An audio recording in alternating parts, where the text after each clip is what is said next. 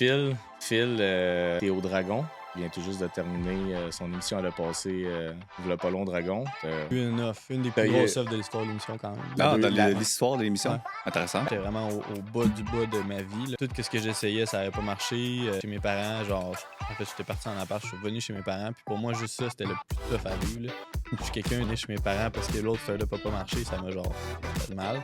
Fait que j'avais le dos au mur, puis j'étais prêt à tout. J'avais vu une formation, le 2 ans sur YouTube, qui se concentrait sur un problème, un problème réel dans l'industrie vécu par des propriétaires de concessionnaires automobiles, whatever. Tu choisis ton industrie, tu leur poses des questions, puis tu essaies de comprendre leur quotidien, puis tombe en amour avec le problème, pas avec l'idée.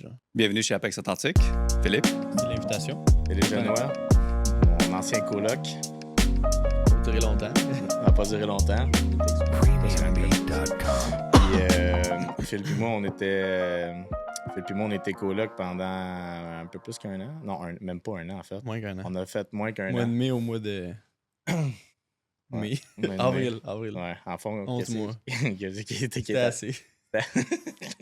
Non, mais on n'a pas brisé le bail, rien, mais c'est parce qu'il y a eu des enfants entre-temps. Oh. Ouais, il est nouvellement papa de 2 jumeaux. C'est une surprise. Ça, les cernes. Pour ça, les cernes. Puis Phil, au courant que j'ai habité avec, il a été au Dragon. Il vient tout juste de terminer son émission à le passé, Le pas long Dragon. En théorie, gagné, je pense qu'on peut dire. Là. Je sais pas si. J'ai eu une des plus grosses œuvres de l'histoire de l'émission, quand même. Dans l'histoire de l'émission. Ouais. Intéressant. La deuxième, je pense. C'est ça? La deuxième plus grosse ou une des plus grosses? Je sais pas. Mais il y a eu une très grosse offre que là, ça n'a pas nécessairement abouti jusqu'à la fin à cause que, je pense, ta mentor est rendue la directrice de la santé au Canada, genre. Ben, c'est pas à cause de ça, là, mais c'est vrai que ça s'est pas concrétisé pour l'instant, mais on garde relation. L'autre fois, on s'est parlé 1 heure, puis elle m'a coaché, puis elle m'a dit si t'as des questions. C'est quand même une légende au Québec, cette fille-là. Là. On parle de qui? Là? Ouais, c'est ça, c'est qui? Ouais, Christiane Germain, du groupe Germain, là, tous les hôtels Alt à Montréal. OK. Une business de 200 millions. Ça, c'était un mentor à toi? Ben, c'est elle qui m'a offert un investissement à l'émission. Là. Je comprends. Fait que là, on garde contact, puis en tout cas, je vais te laisser finir ton intro, là, mais c'est ça. Ton intro, ça ressemble à ça. Okay. On va en connaître au cours de là. C'est aussi le fondateur de Input Kit. C'est justement le cofondateur ou fondateur de Input Kit. C'est une entreprise que je suis bon pour la décrire. Là. Si tu veux, je la décris. Chaque fois que je la décris, je pense que j'y vais mal, mais je vais essayer de la décrire pareil, même après 2 ans. Pas grave. Dans le fond, c'est une compagnie. Phil, il fait de la programmation. Puis c'est une compagnie, tu me corrigeras si je me trompe. Ben, quand je vais me tromper, tu me corrigeras. Fait que c'est une compagnie de suivi client. Exemple que toi, tu as une. Moi, c'est le même que je le décris. Une compagnie de suivi client. Tu as une compagnie, exemple, New Wave. OK? Puis les gens qui viennent visiter New Wave te donnent un Google Review après. Okay. Mais là, lui, c'est pour optimiser les Google Reviews. Fait que si, exemple, tu as 3,8 sur 5, ben lui, il va voir, il y a un problème à quelque part. Il laisse trop de monde faire des reviews ou il fait des mauvais suivis clients. Le service à clientèle après-vente, il est comme pas parfait. Bon, genre. Ouais. Fait qu'il va aller optimiser. Il m'a pas coupé encore, fait que je pense que je suis abonné. Fait qu'il va aller optimiser ça un peu. Comment ça peut procéder? C'est exemple, t'as fini, t'as payé. Fait que là, exemple, t'as reçu un courriel par la compagnie disant avez-vous aimé votre expérience? Puis là, ça va t'enligner vers des choix de questions. Si c'est oui, bien là, le oui est en ligne vers un choix de questions, de réponses, puis ainsi de suite, jusqu'à temps qu'il soit certain que le client a vraiment aimé son expérience. Puis après ça, il va l'envoyer vers les Google Reviews. Comme ça va maximiser la cote du Google Reviews. Fait que ceux qui ont aimé le service, tu les envoies le questionnaire. Et ceux qui n'ont pas aimé le service... 2 autres qui n'ont pas aimé le service, ça va faire un flag au proprio, à l'interne, en privé. Au lieu d'aller sur le Google. Ouais. Pour qu'ils puissent régler ça. Parce que des fois, juste de ventiler, le client qui n'est pas content, mettons qu'il ventile, ça fait 80% de la job. Ouais. Puis ça évite que le client se ventile publiquement, mettons. Là. Mm-hmm. Mais c'était quand même pas pire, mais comme la première fois qu'il l'a décrit, c'était genre, tu sais, lui, il est dans les sites web. Fait que ça l'a vraiment amélioré. Ouais, c'est pas pire pareil. Mais dans le fond, nous, comment qu'on décrit une Input Kit, c'est une solution de gestion de l'expérience client. Fait que c'est plus que, mettons, juste les reviews puis tout. C'est vraiment, on te donne une paire de lunettes sur qu'est-ce qui se passe dans ta business parce que plus que tu grossis, moins que tu es sur place, tu sais pas trop les interactions entre tes clients et tes employés. Puis plus que tu grossis, mettons, tu es un cabinet de physio, tu as 20 salles, tu pas dans les salles pour savoir qu'est-ce qui se passe. Là. Fait que nous, on leur donne une paire de lunettes basées sur le feedback concret des clients. Sur le data que tu vas leur donner. Puis comment ça a parti tout ça? Ben ça, c'est une longue histoire, là, mais tu sais, moi, j'ai parti comme 4-5 startups au début qui n'ont pas fonctionné là, financièrement. Ça a été des apprentissages, là, on pourra en parler si vous voulez. Ouais. Fait qu'Input Kit, c'est venu de quand j'étais vraiment au bas du bas de ma vie, là, genre tout ce que j'essayais, ça n'avait pas marché. J'étais chez mes parents, genre, en fait, j'étais parti en appart, je suis revenu chez mes parents, puis pour moi, juste ça, c'était le plus tough à vivre, là. Je suis quelqu'un de vraiment indépendant, je suis parti à 17 ans de chez mes parents, là, fait que de revenir chez mes parents parce que l'autre startup n'a pas marché, ça m'a genre fait mal. Fait que j'avais le dos au mur, puis j'étais prêt à tout. Ouais. J'étais prêt à tout, puis j'avais vu une formation il y a 2 ans sur YouTube qui s'appelait How to Start Your Software Company. Ça coûtait genre 3500 US. Puis je l'avais gardé en tête, mais j'étais comme, OK, si un jour, genre. C'était ton premier, dans le fond, software? Ou les autres Les autres, c'était des startups? softwares aussi. OK. Fait que bref, là, j'étais au pied du mur, j'avais genre 30$ dans mon compte, puis j'étais comme, OK, là, je suis prêt à tout, je vais faire ce qu'il faut pour que ça marche. Fait que là, j'ai emprunté ce cash-là à ma mère parce que j'avais 30$. Là. Puis j'ai acheté la formation, je l'ai suivi à la lettre, mais quand je te dis à la lettre, genre, c'est fucking à la lettre, là. Puis c'est ça qui m'a permis de partir Input Kit. Tu sais, tout part du principe de va poser des questions à des propriétaires d'entreprise qui ont de l'argent, qui vivent des problèmes, des irritants au quotidien, puis propose des solutions. Prends un dépôt pour t'assurer qu'il y a vraiment un besoin, puis pars de là. Fait que j'ai suivi ça à la lettre. Puis turns out que, mettons, parce qu'on était comme une cohorte de 200 étudiants dans le programme. Puis là, ça fait genre 7 ans de ça. Puis il y a une seule personne qui a fait de quoi du programme, puis c'est moi. Fait que je pense pas que c'est le contenu qui était. Tu sais, il était quand même bon, mais c'est plus le fait que j'avais le dos au mur, puis que pour moi, il n'y avait aucune option à part avancer. Genre. Non, j'aime ça. Fait que la motivation que j'avais était complètement extérieure, de genre prouver à tout le monde qui croyait pas en moi, de genre fuck you man, check ce que je vais faire. Puis. C'est quelque chose encore qui te motive, ça, à avancer? Ou moins? Non, puis ça, c'est un de mes défis en ce moment, c'est de trouver une motivation qui est plus intérieure. Parce que de switcher de l'extérieur à l'intérieur, c'est un de mes défis en ce moment. Parce que toutes les. J'ai beaucoup trop. Ben, j'ai beaucoup de respect, mettons, autour, dans l'écosystème de la Québécois. Au Québec, je commence à être quand même connu un peu. Puis j'ai des contacts de machines au Québec qui ont fait des gros succès. Là. Fait que j'ai ce respect-là, puis j'ai plus ce doute-là que les gens étaient comme t'es qui, toi, genre jamais tu vas réussir à faire de quoi. Fait que c'est tough à cette heure d'avoir la motivation extérieure. Tu sais, là, j'ai comme une maison, tout ce que je rêvais d'avoir, genre j'ai un petit beau char, tout. Fait que faut que je trouve une motivation plus Pour intrinsèque, là, tu sais. Pour continuer à avancer, mais qu'est-ce que Ouais. ça te motive tout le temps? Tu sais, Alexis, mettons qu'on avait eu sur le podcast, lui, de boxe, là, lui, il avait expliqué comme quoi il y avait un des adversaires qu'il avait eu que ça l'avait tellement changé son mindset parce que quand il rentre tous les jours, il envoyait des vidéos puis il l'insultait. Puis là, lui, ça le primait. Il voulait le tuer quand il était embarqué sur le ring. Puis après ça, il arrivait sur d'autres combats de gars qui parlaient pas puis qui étaient calmes. Puis il était comme, je suis fou. J'ai rien qui me prime. Je suis pas autant primé. Fait que là, il dit dans sa tête, il fallait qu'il s'auto-prime, qu'il trouve un moyen comme de se motiver un peu comme toi. Fait qu'il faudrait que Ouais, mais c'est. t'insultes, peut-être. Je m'insulte. mais c'est vraiment puissant, la motivation extérieure, mais c'est éphémère. Là, je veux dire, c'est temporaire. Puis Mais justement, à ce sujet-là, question pour toi. On ne te connaît pas tant que ça. Tu parlais en fait là, un peu de la rage du succès que tu avais à ce moment-là quand tu as parti la 5e, si j'ai bien compris, là, qui était comme celle qui a eu du succès. Au niveau de ta personnalité, à quel point est-ce que toi, tu dirais, comme t'es quelqu'un comme ça, qui depuis que t'es jeune, tu veux prouver, puis t'as de la drive, puis t'as de l'ambition, versus c'est vraiment le fait d'être acculé au mur, puis d'avoir plus d'options, que c'est là que la switch a réveillé, puis c'est vraiment comme... C'est ça, c'est un événement ou c'est une nouvelle personnalité. C'est 100% au niveau de la motivation, puis où est-ce que j'étais dans ma vie. Tu sais, à la base, moi, j'étais quelqu'un de ultra gêné, ultra introverti.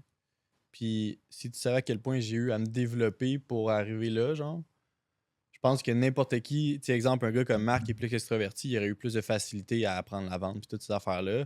Fait que le fait que moi, j'ai réussi à passer d'un moment de ma vie que j'étais allé en informatique, justement, pour faire le moins de présentations orales à l'école. Juste te donner un exemple à quel point je détestais parler, là. Au point que là, genre, je suis fucking un bon vendeur, puis mon quotidien, c'est de parler, puis de m'exprimer, puis de vendre à des employés, puis à des clients, tu sais. Je pense que c'était vraiment la motivation, puis à quel point j'avais le dos au mur. Puis je pense que c'est ça la clé qu'on sous-estime souvent, mettons, pour les gens qui commencent. Ils ont souvent un plan B en tête, de comme, je vais essayer de me partir de quoi, mais comme dans leur tête, ils savent que si ça marche pas, c'est pas grave parce qu'ils ont un plan B. Ça, c'est, je pense, la plus grosse erreur qui fait qu'il y a beaucoup de gens qui vont jamais réussir. Je suis totalement d'accord avec toi, il n'y a pas de plan B. Comme there's only one plan. Mais la motivation, ça vient de où? What's the why? Parce qu'il y a sûrement quelque chose derrière ça, parce que, je veux dire, tout le monde est motivé à aller au gym les premiers jours, deuxième jour, mais après ça, un certain temps, il est plus là. What's the why? Ben, je pense que tout le monde en a un différent. Moi, le mien, au début, c'était vraiment de prouver à tout le monde que j'étais capable puis que je valais quelque chose. OK. Parle-moi Parce de ton que- enfance un peu, parce que ça a l'air d'aller loin, ça. Ben, tu sais, moi, j'ai une famille très conventionnelle, là, genre l'école, la carrière, la job stable. Puis je sais pas, man, il y a quelque chose qui résonnait pas avec moi là-dedans. Puis quand je dis ma famille, c'est genre ma famille, là, mes oncles, tu sais, tout le monde. Quand j'allais dans des parties de famille, puis je travaillais sur mes startups, j'étais passionné par ce que je faisais, mais tout le monde, ce qui me disait, c'était fucking genre, you, t'es rendu où dans ton bac, tu vas-tu finir ton bac, c'est fucking important. Puis là, des fois, j'étais genre, j'ai le goût de drop out. À quel point je me faisais genre ramasser, là. Fait que j'étais en crise contre tout le monde. Puis, quoi? La quote. Ton genre de quote, ça. Ouais. Fait que là, il y avait 99% du monde qui disait comme quoi que tu paraîtrais mal si tu lâcherais l'école, puis toi, t'étais dans 1% à essayer de fit avec le monde, Ouais. puis tu comprenais Ouais, pas 100%. pourquoi. Fait que tous ces gens-là, mettons la famille, mais aussi les amis, les contacts, tu sais, des fois, mettons, j'allais jouer au golf à mener avec un chum, puis là, c'était genre samedi matin, on revient genre midi, puis genre, qu'est-ce que tu vas faire après-midi? Ben, moi, je m'en vais gamer à WoW, je sais pas quoi. Puis moi, j'étais genre, je m'en vais lire. T'es un esti de malade, pourquoi tu lis, man? Genre, y a rien qui marche dans ta vie, pourquoi tu lis? Va gamer, va faire autre chose. Fait que tous ces feedbacks-là, tous ces commentaires-là, tous ces haters-là, c'était ça ma motivation. Là, aujourd'hui, ça a vraiment changé. Là. Mon why, moi, c'est d'aider le plus de gens possible. Je commence à faire du coaching, puis genre, je le fais gratuitement tellement que j'aime ça. Là, je commence à charger parce qu'il faut charger dans la vie. Là. C'est ça. Mais mon why, il a vraiment changé, évolué, I guess. Ouais. Mhm. Fait que t'avais cette motivation parce que tu voulais prouver aux gens, right? Ah, ouais, c'était fort, mon gars. J'aurais été prêt à faire absolument tout. Là. And what if, si t'aurais fait, qu'est-ce qui aurait arrivé, C'était mettons? pas une option. Je sais pas. J'ai jamais passé. J'y pensais pas. C'est ça l'affaire, c'est que c'était même pas une option, genre. J'allais m'adapter, I don't know. Man. C'était quand même ma 4e essai, là, t'sais. Fait que toutes les autres fois avant, je pensais pas plus à l'échec, mais comme quand ça marchait pas, oui, j'avais une journée ou deux de dépression un peu dans mon lit, là, mais après ça, j'étais comme, OK, what's next? Là?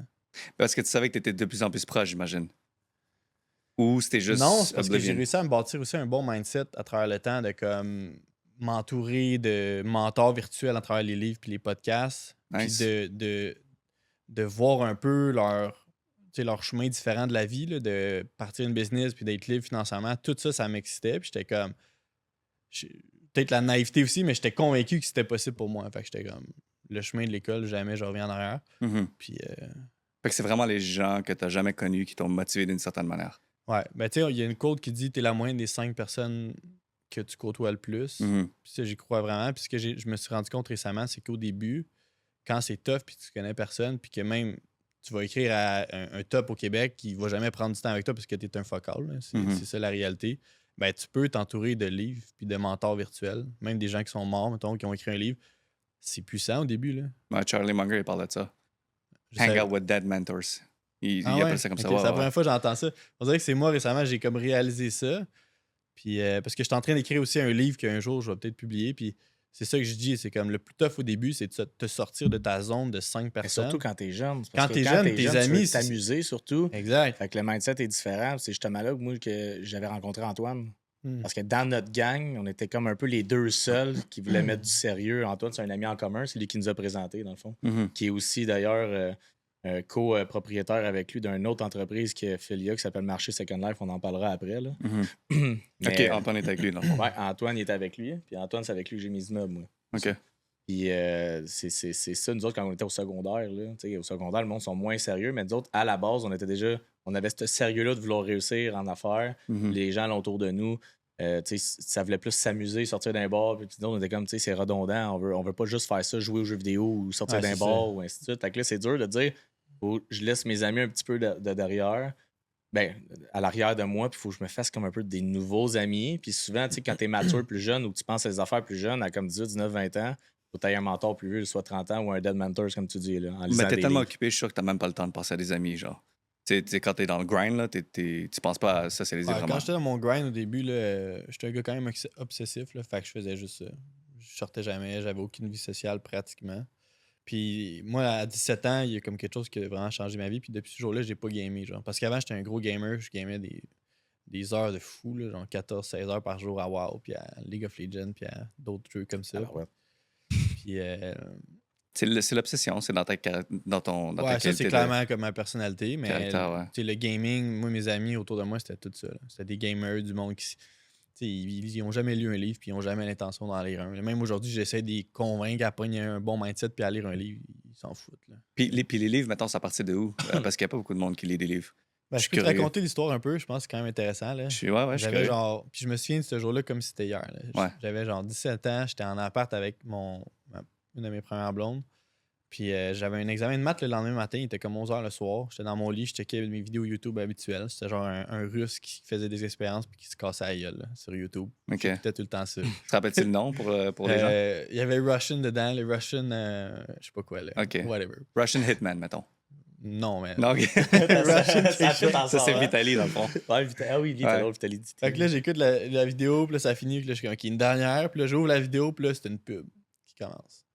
C'est un gars, genre, dans son garage avec sa Lambo. Ty Lopez. Nice. Avec sa Lambo puis ses livres.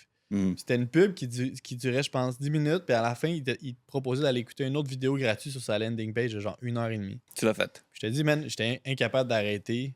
J'ai tout écouté. Il était rendu genre 1h du matin.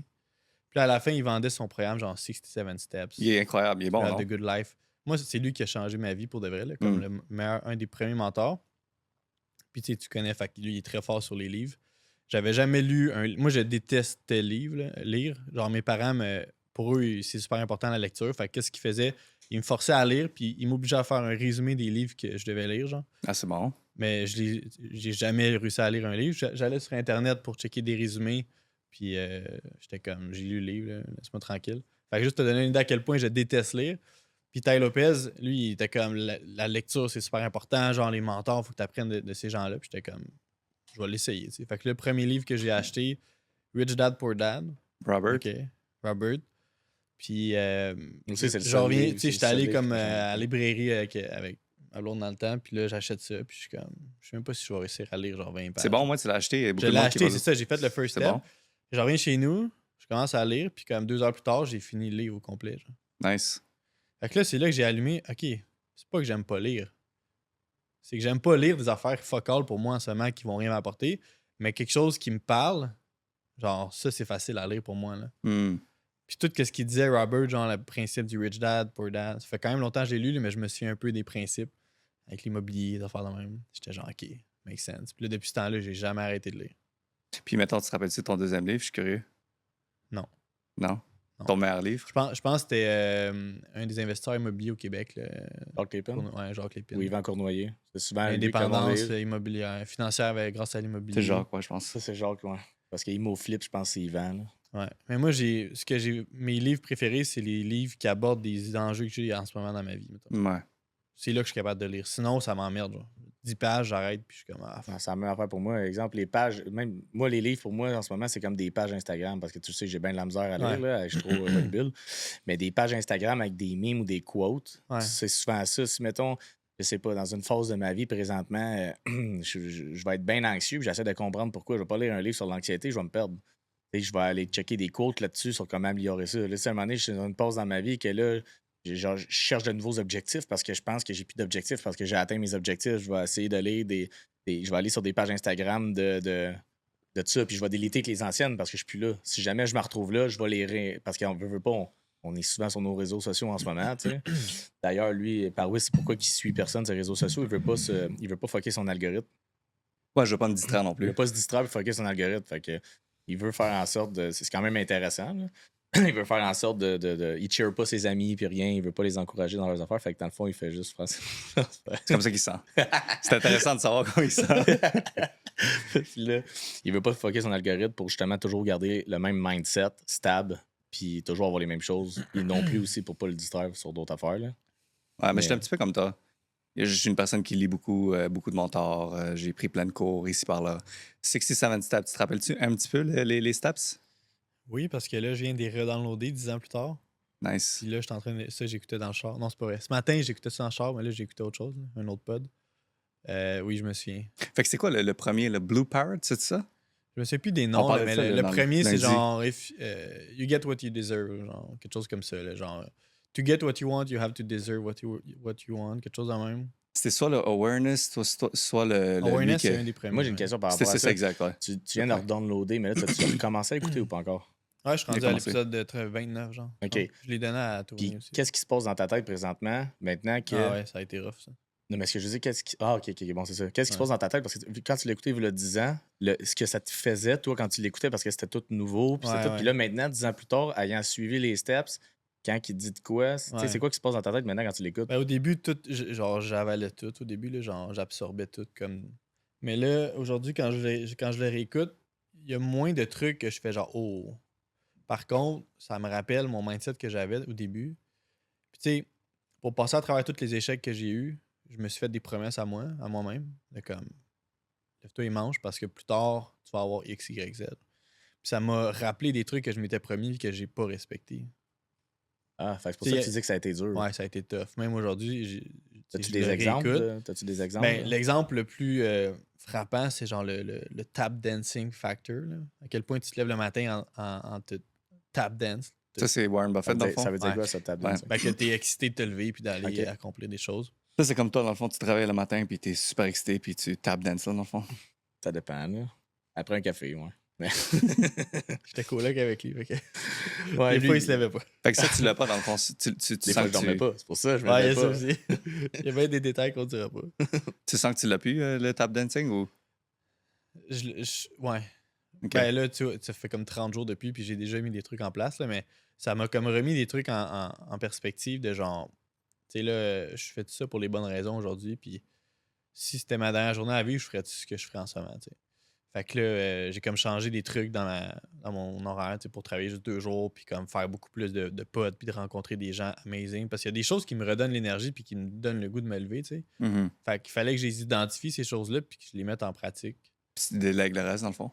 J'essaye de déléguer le plus possible le reste. Fait que si tu veux partager avec nous, c'est quoi, mettons, ta réflexion? Ce qui me donne l'énergie. Mais ce qui te donnait pas l'énergie, le truc qui t'a Ben, fait... ça, oh, ça revient shit. vraiment à ta Les deux. personnalité. Là, moi, ce que j'aime pas, c'est genre tous les détails. Là, moi, je suis comme vraiment le type action. J'aime ça quand ça va vite. Puis, mettons, d'embaucher quelqu'un, de former quelqu'un, ça me gruge. Genre de répondre à des courriels, gérer des cas de clients qu'il y a des problèmes. C'est comme ça m'enlève l'énergie. Là, j'ai même pas le goût de le faire. Mais à l'inverse, rencontrer, mettons, des entrepreneurs à succès au Québec, aller sur des pods, genre rencontrer des futurs employés potentiels, bâtir un pipeline d'employés. Ça, c'est des exemples de trucs qui me donnent l'énergie. Fait que tout ce qui est redondant, que tu sais déjà comment faire, t'as l'impression de perdre ton temps. Exact. Moi, ce que Toutes j'aime, les c'est de tâches me casser la tête. administratives, un Exact.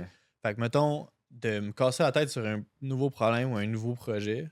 C'est pour ça, d'ailleurs, que je veux me partir un fonds d'investissement puis d'investir dans plein de startups différentes puis des coacher. C'est parce qu'à chaque fois que je coach quelqu'un, c'est un nouveau canevas, genre. Hmm. Un nouveau défi, Puis là, je une pose nouvelle plein de vision. questions, puis juste d'apprendre, puis de casser la tête, puis de challenger la personne, ça me fait triper, là. Je vois pas le temps passer, tu sais, je suis comme en flow, là, en flow state. Fait que, Qu'est-ce que tu regardes, mettons, pour un investisseur? Mettons, tu regardes une personne nouvelle là, pour toi, puis il veut un fonds d'investissement.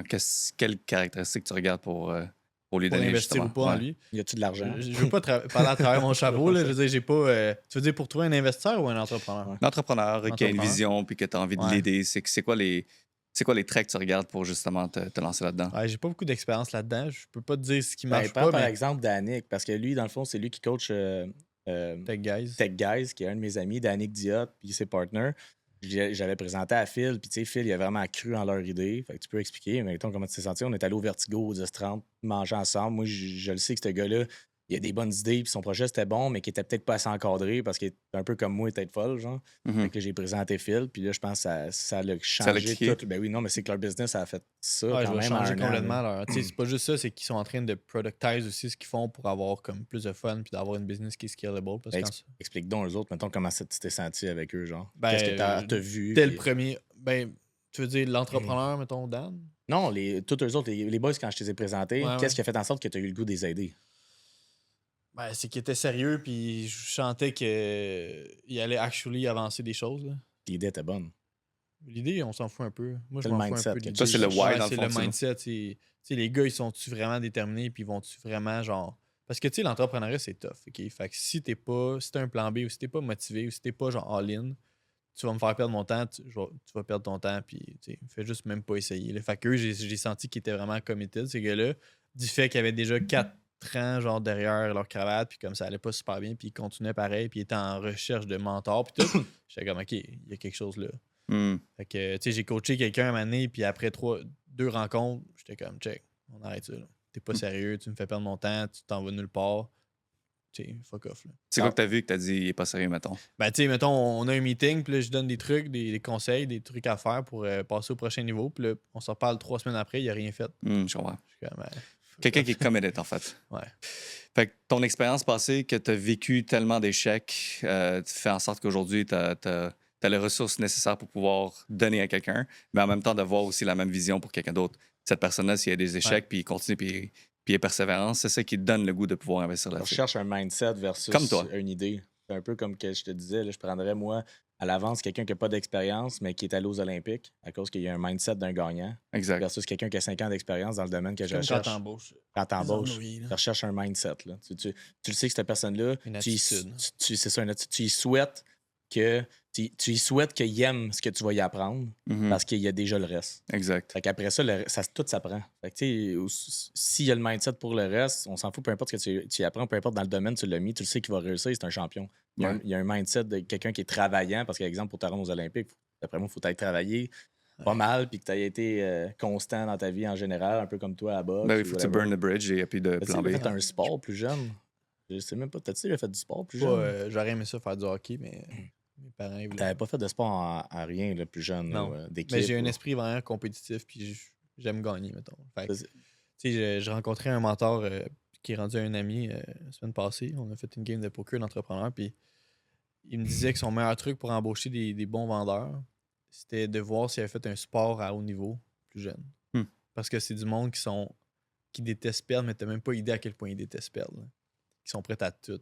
Ça vient comme à l'attitude puis au mindset. Parce que les skills, ça s'apprend. Tu peux coacher la personne. Il faut qu'elle soit coachable, of course, mais si elle a fait du sport au niveau, c'est très likely qu'elle est coachable. Là. Exact. Fait que c'est ça. Ouais, c'est drôle que tu me dises ça parce que je vais faire un shout-out à mon ami Hugo Rosso. Là. C'est un joueur de volleyball qui fait partie pas mal des 10 meilleurs joueurs de volleyball au Canada. Là. Je pense qu'il est dans la 3e équipe. Puis il est venu me voir le pas long parce qu'il veut commencer à faire de l'argent. Parce qu'il dit, tu sais, je suis enseignant en volleyball, je suis rendu à comme 32 ans. Il dit, j'ai atteint tout le pic dans ma carrière de volleyball, tout le pic dans l'enseignement. Maintenant, je veux faire de l'argent. Puis il dit, j'aimerais ça être courtier. Tu sais, genre, puis moi, c'est là. Pour ça, j'utilise souvent l'exemple, je préfère quelqu'un qui est allé aux Olympiques et ça, parce que moi, je pense à lui. Et puis là, il me dit, ouais, mais tu sais, je connais pas tant la construction. Et je disais, je m'en fous, là. Je te prends avant un gars qui a 10 ans d'expérience dans la construction parce que tu as le mindset. Puis justement, il a la soif de gagner, exactement. Comme tu dis, là, tu sais, il veut tellement gagner, tellement orgueilleux, il veut tellement pas perdre que s'il me dit qu'il va réussir à vendre ça, il va le vendre. Il va trouver un moyen avec les valeurs que je vais essayer d'indiquer, qui est comme de faire la vente avec bienveillance, tu sais, crosse pas le monde aussi ou ça, tu sais, de le faire comme il faut, mais il va trouver le moyen de réussir à faire en sorte que ça se vende parce qu'il veut pas perdre. C'est comme un défi dans lui de réussir tout le temps, genre. La question pour les gens qui écoutent, tu sais, on parle de mindset. C'est quoi le mindset pour le commun du mortel? Parce qu'eux, ils écoutent ça et ils sont comme, what are you talking about? Je dirais le mindset, c'est un peu la réalité que tu crées avec toutes les pensées positives ou limitatives que tu as dans ta tête. Fait que, tes croyances, tes croyances. C'est dur à décrire, ouais, le mindset. J'essaie de l'aider. Ta perception. Ta perception. Parce que, tu sais, souvent, on est comme tout au milieu de notre propre monde, puis ce monde-là est constitué justement de nos pensées, nos croyances, nos connaissances. Fait que le mindset, I guess, c'est l'ensemble de tout ça. Mais c'est très modulaire. Ça serait comment tu décrirais ça, un mindset? Half full or half empty? Et en français, mettons. Est-ce que tu vois le verre d'eau à moitié plein ou à moitié rempli? Fait que ça dépend comment tu vois, ta perception, ton filtre à travers le monde auquel tu vois. Puis ça, c'est basé sur tes croyances. Puis tu sais, toute chose qui t'arrive dans ta vie à toi, on est des meaning machines. On donne des définitions par rapport à tout. Puis par rapport à ça, tu crées tes croyances aussi. Et par rapport à ça, tu commences à filtrer la vie auquel que tu vis. Puis comme tu as dit tantôt, j'ai eu un échec. Pour moi, un échec, c'est une bonne chose parce que tu te rapproches du succès. Mais pour quelqu'un d'autre, un échec, c'est comme fini. En gros, c'est la vision de la vie. C'est ta manière de penser. La manière que tu filtres veux- les choses. Tu veux savoir Les situations. son cerveau il est réglé comment. Lui, quand il y a un échec, c'est ça un mindset. Dans le fond. Fait que lui, quand il y a un échec, comment il réagit? Fait que tu veux rechercher une personne que on dit mindset tout le temps, mais que la manière de penser que quand il échoue, il n'a pas perdu, il a appris. Et qui veut avancer. Ça, c'est exemple le mindset qu'on recherche en entrepreneuriat parce que l'entrepreneuriat, tu vas échouer 9 fois sur 10. Puis la 10e, c'est pas la raison, là, tu sais, parce qu'après ça, tu recommences. Même si tu as eu une bonne réponse, tu vas en échouer encore 10 autres après, mais il faut que tu sois habitué à l'échec puis tu vois ça comme de l'apprentissage. Je disais ça quand je travaillais comme gestionnaire à la cage avant. Tu sais, souvent, j'avertissais quelqu'un qui allait faire une erreur, exemple. Puis là, il se sentait comme mal. Je disais, hey, c'est pas grave, pas en tout. Là. Si je te réavertis, ça commence à être grave. Mais là, live, si t'as pas fait une erreur, là, t'apprends, je suis en train de te l'expliquer. Mais si ça revient, genre demain, t'as fait la même affaire, là, c'est une erreur, t'as rien compris, tu sais. Il faut juste évoluer au travers de ça en voyant pas ça comme un échec, mais comme de l'apprentissage. Ouais. C'est comme le terme de growth mindset, là. C'est quoi ça? Le mindset de croissance que Ty Lopez il parle tout le temps. Là. Mhm. Mais c'est l'idée que t'es modelable, dans le fond. Fait que, tu sais, exemple, 2 personnes qui sont entrepreneurs, qui commencent, puis il y en a un qui fait du cold call, puis il est pas capable de faire du cold call, il est pas bon pour faire de la vente, ben, il va juste dire, ben, moi, je suis pas fait pour ça, puis j'arrête. Puis l'autre, il va plus avoir un mindset de growth, justement, de comme, OK, ben, je suis pas bon en ce moment, mais je peux m'améliorer, tu sais. Je peux me développer, je peux... c'est ça la différence. C'est le meaning que tu donnes, tu sais. C'est la définition par rapport à la situation. Mais il y a aussi, dans ça, ce que tu viens de me dire là, faut pas non plus perdre trop de temps dans quelque chose qui est pas fait pour toi. Fait que, tu sais, si tu es capable rapidement de savoir que toi, tu n'es pas fait pour faire du cold call, c'est pas mauvais parce qu'une expression que je dis souvent à du monde qui se sentent comme perdus et qui sont trop longtemps dans un mauvais chemin, c'est tu diras pas à un singe de nager en dessous de l'eau puis à un poisson de grimper un arbre. On a tous des aptitudes totalement différentes dans la vie, puis c'est important de les exploiter à la bonne place parce que plus que tu avances dans un. Imagine-toi que tu prends un train, puis là, il aurait fallu que tu débarques ici. Mais tu sais qu'il fallait que tu débarques. Mais si tu débarques pas à la prochaine station, là, puis que tu continues encore ton chemin, puis finalement tu débarques 5 stations plus loin, ça va être encore plus long à revenir où ce que tu as besoin d'aller. Tu comprends ce que je veux dire? Ça tient ça? Ouais. C'est un peu à l'encontre de ce qu'il dit growth mindset puis fixed mindset. Mais il faut un balance des deux. Je suis d'accord avec toi aussi. Il y a du monde que, je veux dire... Tu débarques pas du train assez vite. Si tu mesures 5 et 11, longtemps. tu ne vas pas dans la NBA, là, tu sais. Ouais, aussi, ouais. Mais, excuse, finis ce que tu as à dire. Non, vas-y. Okay. Question pour toi, en fait. On parle du mindset, à quel point c'est important. Tantôt, tu as dit, quand tu choisis, dans le fond, qui tu veux coacher, qui tu veux pas coacher, ce que je recherche, c'est vraiment ça. Limite, leur idée, elle n'est pas vraiment importante. Si je te ramène, toi, tu as eu tes 4 premiers échecs, c'est comme là, tu as la faim, tu as la soif, le mindset, il est là. Mais c'est comme, tu sais, là, j'y vais all-in. Comment est-ce que tu as déterminé c'est quoi le projet? C'est comme dans quoi je me lance parce que, ou au contraire, c'est comme je m'en fous, en fait, peu importe ce que je vais faire, je vais réussir. Tu sais, comme comment tu as déterminé dans quoi tu allais t'embarquer si c'était là, tu y allais, là, all-in, let's go. Ouais. Puis de retour en arrière. C'est super important comme question. Puis, tu sais, il y a beaucoup de gens qui pensent un peu comme ça, là, que comme c'est quoi le prochain projet. Puis j'avais tout le temps ce mindset-là aussi de c'est quoi la prochaine idée que je veux attaquer, tu sais. Je pense que en partie pourquoi que j'avais pas de succès. C'est parce que c'est ça qu'on promouvoit dans la presse, puis tous les journaux, là, c'est comme l'entrepreneur, il a une idée, il a mis genre 5 ans de sa vie, il a dépensé de l'argent, il a investi, puis il a réussi, genre. Fait que là, tout le monde pense que c'est ça le meilleur chemin pour y arriver. Mais c'est tellement pas vrai, là. Genre, si tu fais ça, il y a 95% de chances que ça marche pas. Fait que tu peux essayer toute ta vie, tu peux gagner à la loterie aussi, tu sais. Fait que moi, ce que j'ai appris dans la formation, c'est de penser vraiment à l'envers. Concentre-toi sur un problème, genre. Un problème réel dans l'industrie vécu par des propriétaires de concessionnaires automobiles, whatever. Tu choisis ton industrie, genre. Puis tu leur poses des questions, puis tu essaies de comprendre leur quotidien. Puis tombe en amour avec le problème, pas avec l'idée, genre. Fait que ton intention de la business, c'est pour régler un problème et non juste avoir une business à succès. Mais c'est tellement, tu le dis, mais c'est tellement important, là. 100%. Puis dans le livre que je suis en train d'écrire, c'est comme je mets fucking l'emphase là-dessus. Parce qu'une fois que tu comprends ça, c'est facile avoir une business qui a du succès, là. Mm-hmm. Fait que comment que je suis parti, c'est grâce au programme, en fait, que au lieu que je me demande qu'est-ce que je veux faire, c'est comme non, va parler avec du monde sur le terrain, puis eux, ils vont dire c'est quoi leur problème. Fait que c'est ça que j'ai fait, puis j'ai trouvé genre une quinzaine de problèmes qui m'intéressaient. Puis un des problèmes que j'ai vu le plus, c'était le manque de temps investi dans la rétention client parce que les propriétaires n'avaient pas nécessairement de solution pour l'automatiser. Fait que le focus était sur l'acquisition de nouveaux clients. C'est souvent ça le focus, là. Comment on va chercher plus de clients. Mais tu sais, c'est prouvé que ça coûte 7 fois plus cher à acquérir un client que genre fidéliser tes clients que tu as déjà. Puis là, j'étais comme, pourquoi le monde, tu sais, tout le monde connaît la stats, mais personne le fait, genre. Fait que là, j'ai creusé. Puis le problème, c'était juste le manque de temps, genre. Maintenant, ils peuvent pas tout faire. C'est sur leur to-do list de me faire, mettons, des sondages clients puis d'automatiser ça, mais ils ont autre chose, là. Tu sais, il y a du feu à chaque matin, là. Ils peuvent pas tout faire. Fait que là, j'étais comme, OK, mais si je l'automatise pour toi, tu paierais-tu pour ça? Oui. Là, j'étais comme, OK. Prochaine étape, c'était la validation. Parce que les Québécois, on est bons pour dire oui, je vais te payer, reviens me voir dans 3 mois.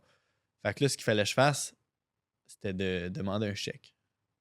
Fait que là, il fallait que je demande un montant arbitraire. Moi, j'avais dit 300$. Avec du recul, c'était vraiment pas assez. J'étais comme, je veux que tu me confirmes que tu es vraiment intéressé puis que tu vas l'utiliser. Fait que paye-moi tout de suite avant que je développe quoi que ce soit.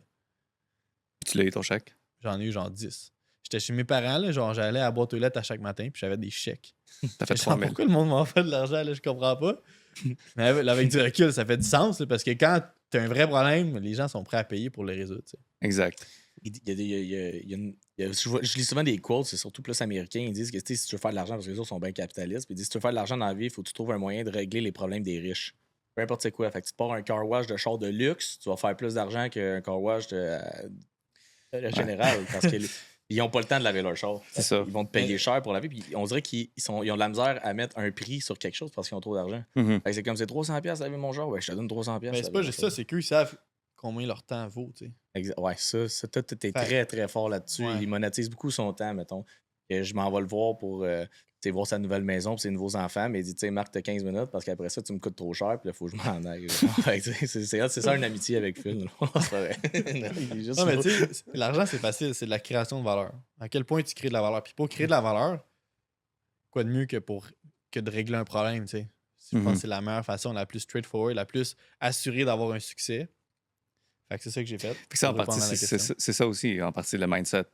Il rentre dans une business, lui, il voit comment je pourrais régler un problème par rapport à un autre entrepreneur, c'est comment je pourrais avoir une business puis ça devient profitable. Fait que, tu sais, déjà là, ton mindset à toi, il est filtré d'une bonne façon. Ou est-ce que si tu es capable de partager ça dans ton livre ou un de tes étudiants, ben ça va faire le résultat par rapport à ça. Là, j'aimerais ça aller dans tes problèmes, tes premières business ou deuxième que tu as eu de la misère.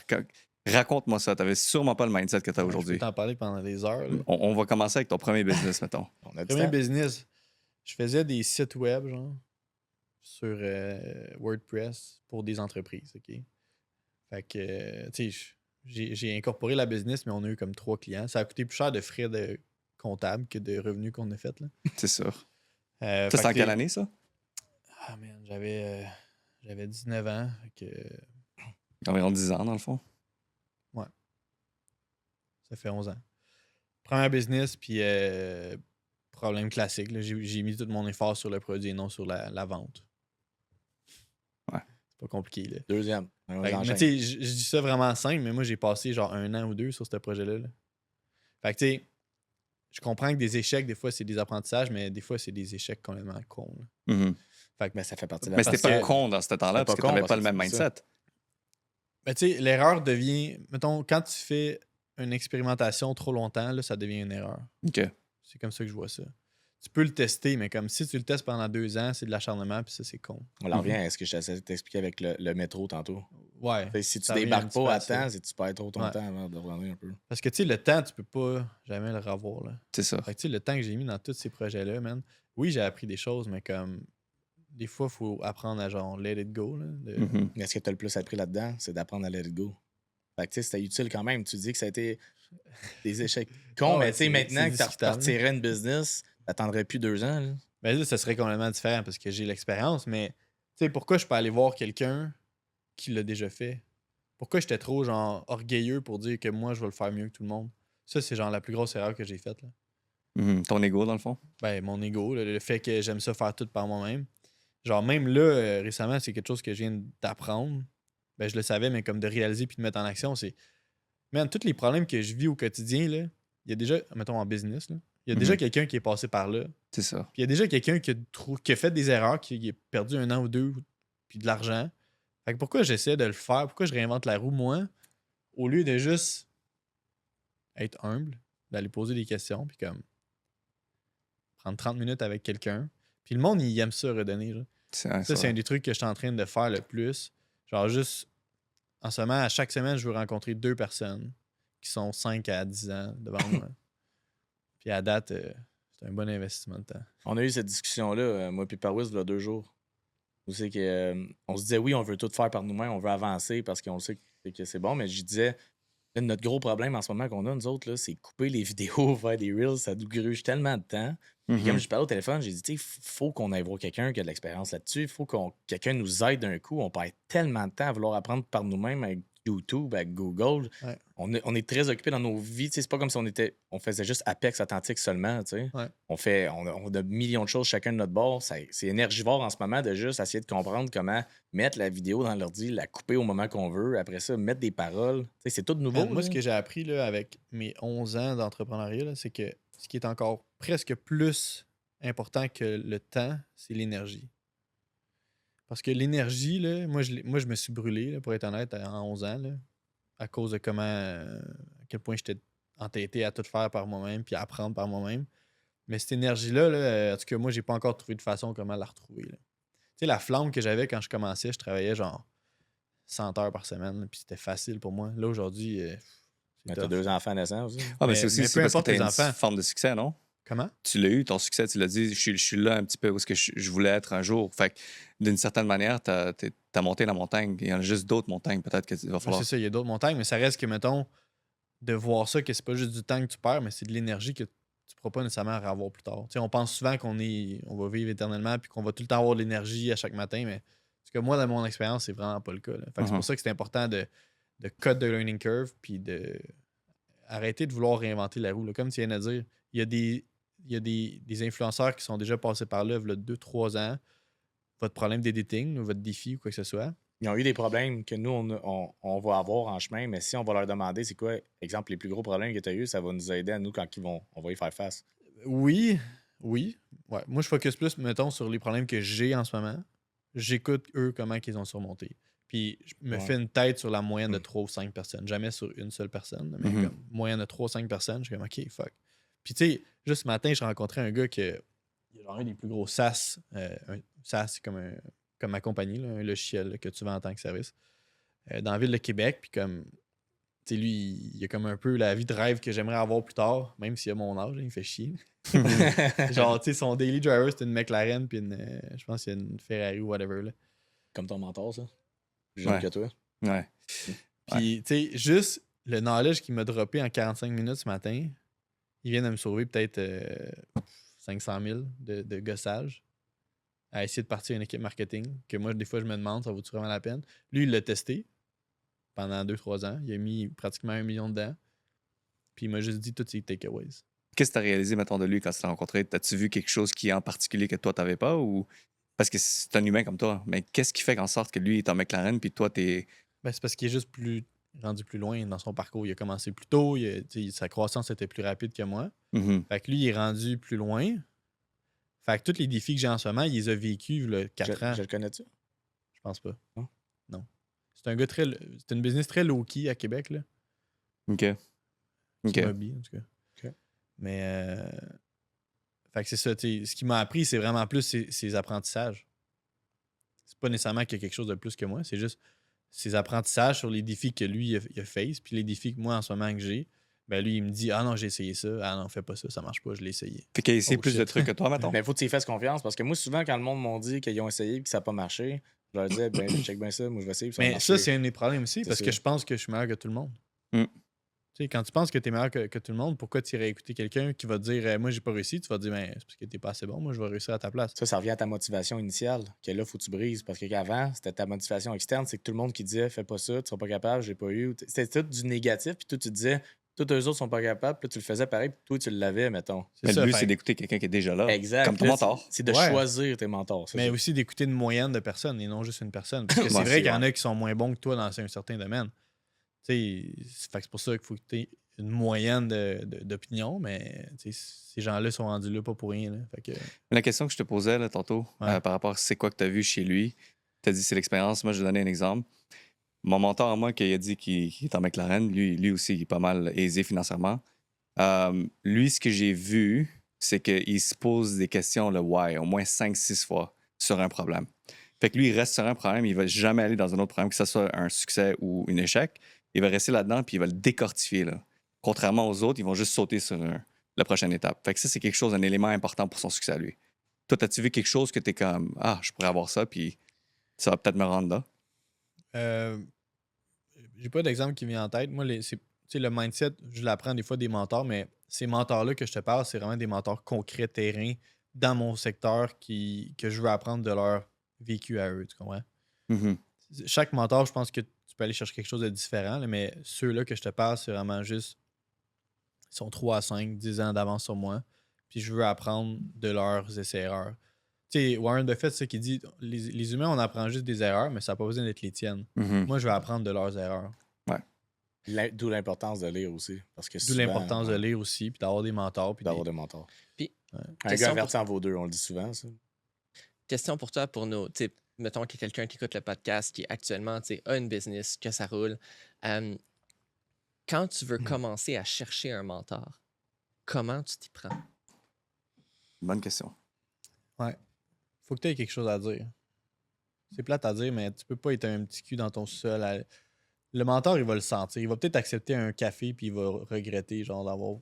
Non, mais c'est vrai, là. Fait faut que tu aies quelque chose à dire. Fait que c'est pour ça que je pense que le best, c'est de commencer avec des livres. Parce qu'il y a des livres, ils s'en foutent, là, ils veulent juste que tu les lises. Mais une fois que tu as quelque chose à dire, puis une fois que tu as une certaine drive, puis que tu as quelque chose à redonner, des fois, c'est juste au niveau de l'énergie ou de ta curiosité ou de ta naïveté. Après ça, c'est juste de reach out. Moi, la meilleure façon que je trouve mes mentors, c'est je l'invite sur LinkedIn, je lui envoie un message une fois qu'il m'accepte. Puis je suis comme, hey, tu veux-tu aller prendre un café? Mais tu les trouves comment? Donc, tu te cherches un mentor, pas nécessairement que tu veux que quelqu'un accepte de te mentorer, mais comment tu trouves facile, dans ta sphère? Ben, mettons, moi, c'est quelqu'un qui a un SaaS 5 ans d'avance sur moi, puis les SaaS, facile à trouver sur LinkedIn, par exemple. OK. Fait que je vais sur LinkedIn, c'est qui le CEO, j'y écris, c'est vraiment facile, mais si ton but, toi, dans la vie, c'est de faire, je sais pas, mettons, de la track avec ton char, il doit y avoir des réseaux quelque part de tous les meilleurs gars de track. Les gars de track. Fait que tu vas là-dessus, t'es comme, hey, t'as l'air nice, j'ai vu une vidéo, même affaire, là. Okay. Quand l'intention est bonne, puis when the student is ready, the teacher appears. Dans le sens où c'était vaste un peu ce qu'il disait. Ouais. Ta réponse, je le voyais que t'étais un peu vaste parce que c'est vrai que tu peux pas juste être un gars random qui fait juste gamer puis qui voudrait juste avoir un business à succès. Comme, faut que tu sois prêt, faut que tu aies la drive, faut que tu aies le contenu. Faut que le mentor aille de quoi à s'accrocher pour te mentorer. Tu sais. C'est sûr. Faut qu'il voit qu'il investit bien son temps. T'sais, mettons, moi, quand j'étais dans mes débuts, j'en mettais beaucoup. Là. Fait que je rencontrais quelqu'un qui pouvait m'apporter quelque chose, que ce soit un client ou un mentor. First, j'ai envoyé, mettons, on finissait le meeting, moi, j'ai envoyé un petit texto, genre, hey, merci, ça m'a vraiment aidé. Quand on se reparlait 2 semaines après, j'étais comme, première chose que je disais, là, c'est, hey, merci pour la dernière fois, voici ce que j'ai fait grâce à toi. Mm-hmm. Oui, il était genre, what the fuck, il y a personne qui m'a déjà fait ça. Fait que la manière de repayer, c'est donner des résultats, dans le fond. Ouais. De montrer que t'es committed. Ouais, puis lui, il va être comme, OK, j'ai vraiment un impact sur ce gars-là, puis genre, je vois la progression, puis c'est un peu grâce à toi, le mentor, fait que ça donne le goût aussi de continuer.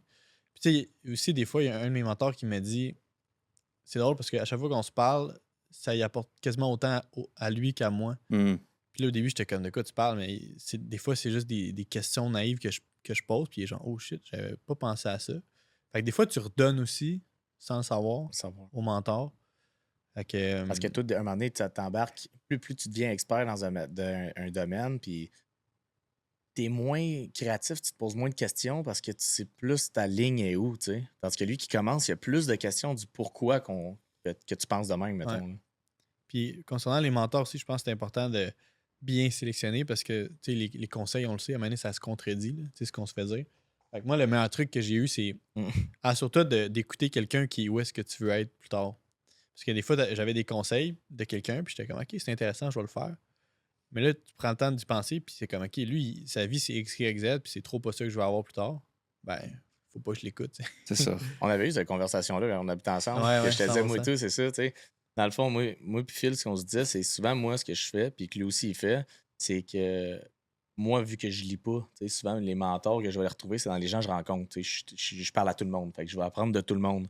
Mais quand quelqu'un je parlais avec les gens, puis aussitôt que quelqu'un me donnait un conseil, on dirait que c'est le seul moment où c'est que, tu sais, je peux être autant pas attentif dans la vie, que là, je devenais super attentif. J'étais comme, oh, lui, il veut me dire comment agir dans la vie. Qu'est-ce que tu as à m'apprendre? Puis là, il me disait, tu sais, tu devrais faire ça si jamais tu veux faire de l'argent. Puis là, je le scannais tout de suite. Je me disais, OK, t'es cassé, pourquoi je t'écouterais? Dans ma tête. Puis là, l'autre à côté, qui me disait, OK, hey, tu sais, avec ta blonde, tu penses pas que tu devrais peut-être agir de même? Ça fait 10 ans qu'il est en couple, il y a une belle relation, c'est sain, j'aimerais être à sa place. Fait que là, lui, j'allais l'écouter dans un autre sens. Là, l'autre à côté, qui est célibataire, qui a toutes ses relations ne marchent pas, qui me dit, c'est ça, faut que tu dises à ta blonde, c'est ça, faut que tu fasses. J'étais comme, je t'écouterai pas, là. Je veux pas être à ta place. Non, mais je comprends ton Je point. veux pas m'échanger avec toi. Fait que je m'imprégnerai pas de ton mindset. Tu sais. Je vais prendre l'autre. Ça, tu vois, c'est quelque chose que moi, quand j'étais au barbershop temps plein, j'avais monsieur, madame, tout le monde. Puis j'écoutais tout le monde. Parce que, comme Ty Lopez dit, what to do and what not to do. Fait que si je vois quelqu'un qui a des problèmes relationnels puis qui me donne des conseils de relation, je suis comme, ouais, dis-moi en plus parce que je vais le mettre dans what not to do. Tu sais? C'est exactement ce que je veux pas faire dans ma vie. Genre, mais tu le dis pas directement, tu l'écoutes. Fait que, C'est vrai que c'est bon. fait que, tu sais, je m'assoyais avec du monde qui n'avaient pas nécessairement ce que je voulais dans la vie. Fait que mon what not to do list, il était rempli là. C'est parce que tu es obligé de les écouter parce qu'ils sont assis sur ta chaise. C'est ça, exact. Moi, je j'ai pas le choix. choisirais peut-être juste de pas les écouter. Ouais, c'est ça. Tu peux faire ça aussi. T'sais. À un certain point dans ta vie, quand t'es rendu là, c'est le luxe. Mais au début, je veux dire, comme tu as dit tantôt, t'es entouré du monde que tu veux pas être nécessairement entouré. Ouais. Fait que reverse engineering, comme t'as fait toi. Fait que ton deuxième échec. Deuxième échec. C'était vraiment cool, ce projet-là. Mais encore une fois, je suis resté trop longtemps. Là. Ça s'appelle Doctor. Ça existe encore aujourd'hui. C'est une application mobile pour objectif d'aider les Québécois à trouver une urgence la moins occupée pour sauver du temps. Okay? Okay. Fait que, dans le temps, on avait trouvé du data qui était public, mais vraiment caché, vraiment des taux d'occupation de toutes les urgences du Québec. Puis on a mis ça sur une application mobile vraiment cool. On avait passé dans tous les médias. On a eu des spikes de genre 30 000 inscriptions en une journée. C'était insane. On avait rencontré M. Barrette, le ministre de la Santé, dans le temps. Puis on était 5 cofondateurs, puis j'ai eu vraiment du fun. Mais dans le temps, moi, j'étais stagiaire. Puis j'étais plus comme le programmeur. Tu n'avais pas même passé à Salut Bonjour, je pense, avec cette application-là? Je pense que c'était pas moi, là, mais c'était un des gars, là, Quentin ou Stéphane. Stéphane qui est rendu le maire de Laval, fun fact. Stéphane Boyer. Ouais. Ah ouais, c'était un des 5 cofondateurs. Où c'est que je m'en allais avec mes skis, là? Fait que tu avais beaucoup de monde. C'est ça, on a eu pas mal d'inscriptions. On a eu comme au total là, 250 ou 300 000 utilisateurs. Puis c'est pas rare, des fois, je parle de ça, puis le monde sont comme, hey, je l'ai sur mon cell. Ça existe encore aujourd'hui. Mais c'est une belle idée. L'idée est vraiment bonne. Mais on faisait pas une scène. OK. On faisait pas une scène. On a essayé de le rentabiliser, de faire des pubs, de faire des services de prise de rendez-vous, de faire dans même, mais ça l'a jamais vraiment levé. Fait que t'avais le mindset de créer un problème, mais t'avais oublié le fait qu'il fallait monétariser ça. Dans ce temps-là, je savais pas tout ça, tu vois. Okay. Moi, j'étais vraiment programmeur. J'avais un mindset que je voulais avoir une business un jour. Puis j'étais arrivé stagiaire avec un vraiment bon mindset, puis c'est ça qui m'a bien servi parce que j'étais genre au début, je veux juste vous aider, les boys. Je fais ça gratuit, j'ai aucune attente envers vous. Puis après, genre 3-4 mois, il était comme Chris, on ne peut plus se passer ce gars-là. Il amène des bonnes idées, il travaille comme un malade, il a vraiment un impact. Fait que là, ils m'ont rentré dans l'actionnariat après une couple de mois. On a fait une ride, je pense, de 1 an et demi ou 2 ans. Puis c'était vraiment cool. Ça, j'ai vraiment aimé ça, cette expérience-là. À un moment donné, on faisait plus d'argent. Bon, on faisait pas d'argent. Puis on a investi chacun beaucoup de notre poche là-dedans. Mais toi, tu voulais t'entourer d'eux autres parce que, exemple, c'était des gens à succès ou de quoi de même. Tu voulais faire partie comme. Le projet était cool. C'était des entrepreneurs. Mais tu le faisais un peu bénévolement. 100% au début. J'ai jamais été payé, je pense, sauf à la fin quand on a levé du cash. Là, mais... Parce que tu croyais en l'idée ou tu savais que ça allait t'apporter quelque chose. Ouais. C'est un peu ce qu'on parlait l'autre fois. On recherchait quelqu'un à peut-être embarquer avec nous autres pour faire des shorts ou faire de la vidéaste ou quelqu'un qui pourrait nous aider avec les vidéos, mais qui comprend que là, on est en démarrage d'entreprise un peu puis qu'on n'a pas d'argent dans Apex Atlantique. T'sais. Et qu'il y a quelqu'un qui sait que plus tard, quand ça va rentrer, ça va y apprendre ou il va pouvoir se pratiquer ses erreurs, ça peut être juste meilleur que ce qu'on fait en ce moment. Ouais, c'est dur de trouver du monde de même, mais ça existe. Mais après ça, si la personne se value tellement qu'on n'est pas capable de s'en passer, ça revient au même principe que toi. C'est ça, j'ai comme un exemple que je veux pas trop partager sur le pod, là, mais je faisais une embauche, puis c'est la même affaire qui s'est passée. Là, de comme... Le monde, ils veulent tout de suite. Là. Puis moi, j'avais juste un bon mindset dans le temps, puis j'avais rien à perdre, j'étais chez mes parents, puis ça me coûtait rien à part mon laptop puis d'aller sur place avec la team, puis j'avais du fun en plus. C'était vraiment cool. On a mis genre au-dessus de 100 000$ à 5 là-dedans. puis on l'a jamais revu, cet argent-là. 20 000, On a quand levé même. du cash, puis on se payait avec ça. À un moment donné, ça marchait pas, les investisseurs étaient pas contents. Bref, toute une histoire. Fait que ça, c'était ma deuxième expérience. Comment tu te sentais, mettons, quand tu as eu ce deuxième échec? Parce que c'est quand même une deuxième fois. Là. Puis tu as perdu beaucoup d'énergie, puis du temps. Est-ce que tu le sentais que tu perdais Mais quelque chose? Ou... j'ai eu un petit peu de validation externe que j'étais sur une bonne voie parce que le projet était cool. Puis pour une fois, le monde me parlait moins de mes études. J'étais comme, OK, c'était cool. Fait que j'ai eu une petite validation externe de comme, ça avance dans la bonne direction, même si financièrement, je suis pas là. Mais quand tu as une idée cool, c'est ça qui est drôle, c'est que le monde te parle pas de cash, il te parle de l'impact que tu as. L'impact social, à quel point c'est nice. J'ai vu dans les médias. Fait que ça reste que le cash est important dans le succès d'une business. C'est comme du fuel. Maintenant, t'as plus de gaz, ton char, il est en panne. Mais ça t'a créé une sorte de dopamine. Tu sais, Ah, comme quand tu fais de 100%. quoi qui t'excite, là, t'es comme genre, oh, OK, c'est hot que ça l'a créé en dedans de mon corps que le monde s'intéresse à ça. Fait que je veux ça plus souvent. Fait que je veux donner, 100%. je veux avoir plus souvent des bonnes idées. Je veux avoir plus souvent de quoi pour retrouver ce sentiment-là de me sentir utile. Ouais, c'était comme, c'est une validation un petit peu de comme, OK, ce que je fais, ça faut que je continue. C'était comme un renforcement positif. Fait que pendant qu'on a comme exit 3D5, là, moi, Jean-Philippe, qui est rendu mon co-founder En ce moment. co-founder en ce moment, puis Stéphane, qui est rendu le maire de Laval. Les deux sont encore dessus aujourd'hui. Je sais pas trop ce qu'ils font. Quand j'ai exit, après ça, j'ai parti à un autre projet dans l'immobilier. Okay? Fait que ça c'était vraiment cool. Ça s'appelait Meplex. Je sais pas si je t'en ai déjà parlé, Marc. Non, c'est pas jamais parlé. Vraiment cool. Je voulais. Pourtant. Tu sais, je lisais des livres de Lépine puis tout là, sur Okay, l'investissement immobilier. Fait que j'étais comme. Je me suis intéressé à l'investissement immobilier, puis j'avais mes chums, Mike, les deux Mike, qui commençaient à acheter des triplex puis tout. Puis moi, je sais pas à quoi je pensais. J'avais pas une scène énorme pour acheter un immeuble, mais eux, ils ont réussi des fois à faire des fling-flang qu'ils mettaient pas une scène de cash down. Fait que j'étais comme, OK, let's go. Puis là, je commençais à chercher sur tous les sites. Là. Centrale, du Proprio, Remax, ça, tout. Puis là, j'étais comme, c'est compliqué de faire des recherches. Puis genre, il y a pas, mettons, je vais mettre une distance de chez nous, je peux pas, fallait que je mette des villes. Je connais pas les petites villes, ça arrive sud. Genre, je sais pas, fais-moi un cercle de 40 km, puis montre-moi tout ce qu'il y a là-dedans. Je pouvais pas faire ça. Puis on apprenait genre les multiplicateurs de revenus nets puis bruts. Il n'y a aucun filtre. Je sais pas si elle a ça. Non, je pense que le monde est dedans. Je suis sûr que le monde en ce moment sont dans un treadmill, ils sont en train d'aller rapidement dessus. T'es dans la bonne voie. Il n'y a aucun filtre sur ces plateformes-là avec ces critères-là de recherche, mettons, le multiplicateur. Mais tous les investisseurs vont se baser là-dessus pour voir si c'est un aubaine ou pas. Fait que là, mon cerveau de gars qui tripe, c'est le chiel. Puis j'étais comme... Je vais juste t'interrompre là-dessus, par contre. Là, c'est l'importance du pourquoi les courtiers immobiliers défendent autant leur job. C'est parce que notre logiciel fait tout ce que tu dis. Je peux mettre un pinpoint, je peux faire un rayon, je peux découper, je peux tout faire ce que tu dis, mais on le protège, notre logiciel, pour justement pas que pour pouvoir garder notre job et qu'on ait une utilité. Et c'est comment aujourd'hui, mettons? Ben, le monde s'en rend compte quand on a ce logiciel-là. Fait que dans le fond, je fais exactement ce qu'il fait, mais en plus, je le représente, puis je connais comme tous les règlements par rapport à l'immobilier. J'ai des connaissances par rapport à ça parce que moi, je nage là-dedans tous les jours.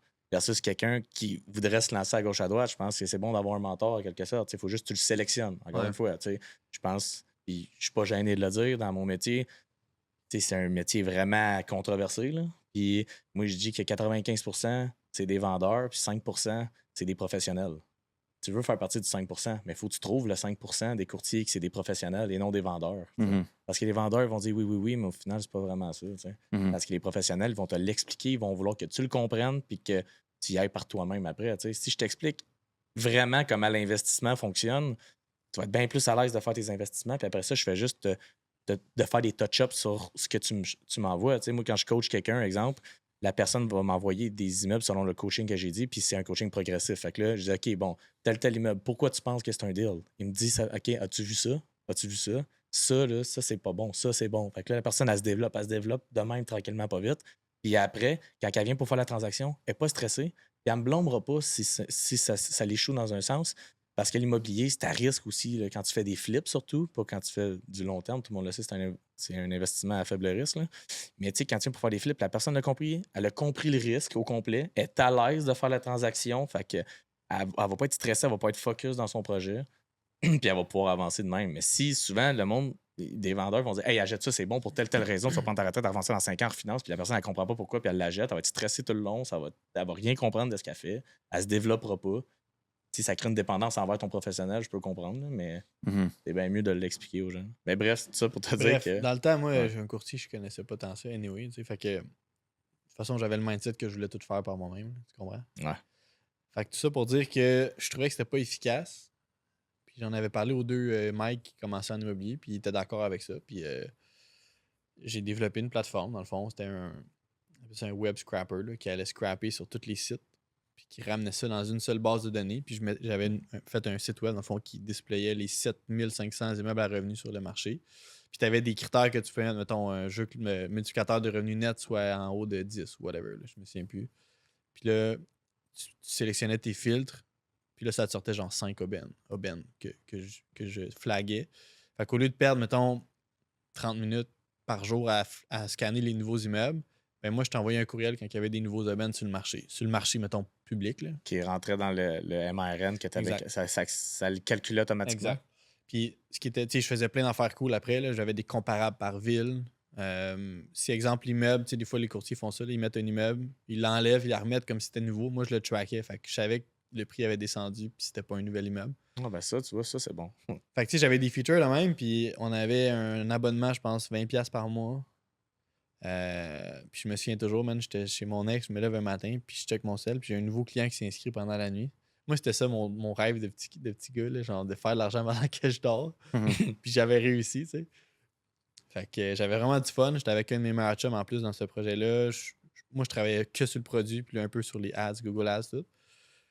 Puis c'est le premier projet que j'avais 22 ans, là, je me souviens, puis j'étais comme, yes, enfin, c'est quelque chose qui marche.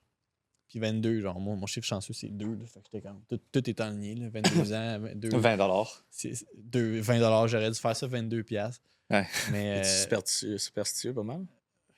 Un peu. Ouais. Un peu. Fait que là, j'étais comme, enfin, Chris, il y a quelque chose qui marche. Là. On avait genre des clients qui sign-upaient à chaque jour. On avait un essai gratuit. Tu l'essayais genre 14 jours. Après ça, tu mettais ta carte. Puis moi, je t'avais jamais parlé, mais tu me payais en tant que client. On avait une couple de clients qui payaient, puis ça grossissait. Fait que là, j'étais vraiment hyper comme, enfin, encore une fois, une petite validation, là, une shot de dopamine. Là, genre, ça marche. J'ai enfin quelque chose qui roule. Puis là, on avait comme vision, on va aller dans les conférences d'immobilier, on va genre parler de ça, puis c'est sûr que ça marche. Puis là, à un moment donné, je vais dîner avec un de mes chums de chez Desjardins, quand je travaillais là. Puis turns out que lui, son frère, c'est le président de Sutton Québec. Puis là, il me dit, Phil, tu peux pas faire ça. Centris, ils ont mis en demeure genre 2 startups l'année passée qui ont fait ça. Ils ont fait quoi, t'as dit? Qui ont bâti un logiciel comme ça. Le Centris, c'est le logiciel que nous autres. Ça revient à ce que tu disais tantôt. Parce que sur Centris, c'est écrit, tu peux pas prendre le data puis le republier ailleurs. C'était écrit sur Remax, c'était écrit sur Sutton. Mais moi, j'avais demandé à un avocate dans le temps. J'étais comme, je peux-tu faire ça? Ben, elle dit, c'est du data public. C'est public, tu fais ce que tu veux avec. Moi, j'ai pris ça pour du cash, comme un débutant. Ouais. Puis, fait qu'ils ont le monopole, dans le fond. Ouais, c'est vraiment. Ils défendent beaucoup parce qu'exemple, aux États-Unis, ils sont en train de se faire avoir, fait qu'on apprend d'eux autres. Les États-Unis, c'est en voie d'extinction quasiment avec l'immobilier. Ah ouais, c'est pas les autres, ils ont des data, exemple, là, qu'ils peuvent savoir exactement combien la maison s'est fait acheter, combien qu'elle vaut. Tu parles d'un client qui veut juste acheter une maison. Oui, ça s'appelle Zillow, je pense. On a fait dans même l'application. Mais ça te fait pas peur, ça?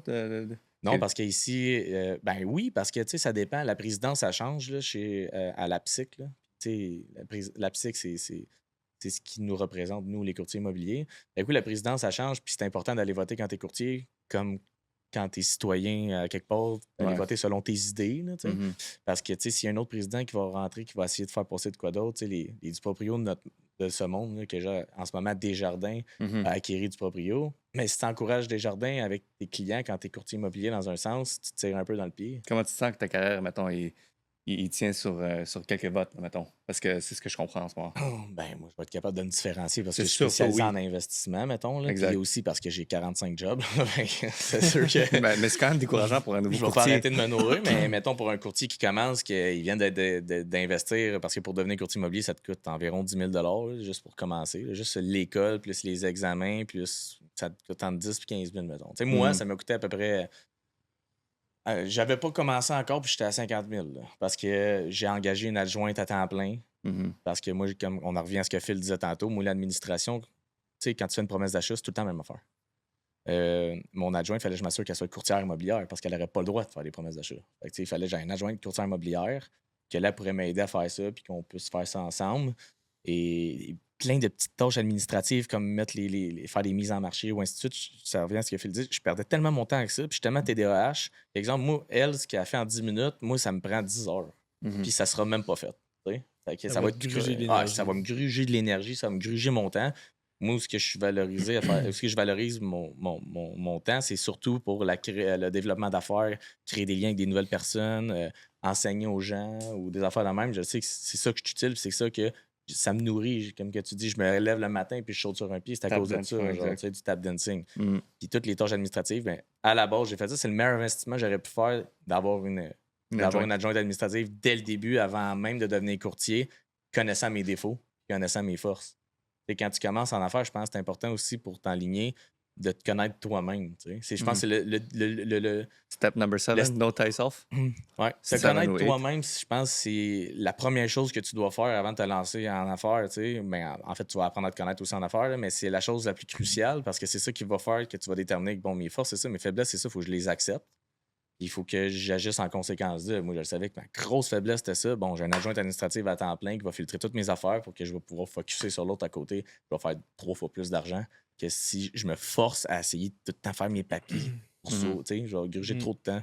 Ça revient à ce que Phil disait de valoriser ton temps puis de choisir où tu mets ton énergie. Ton énergie, ouais. Moi, quand j'ai parti mes premiers business, j'essayais de tout faire.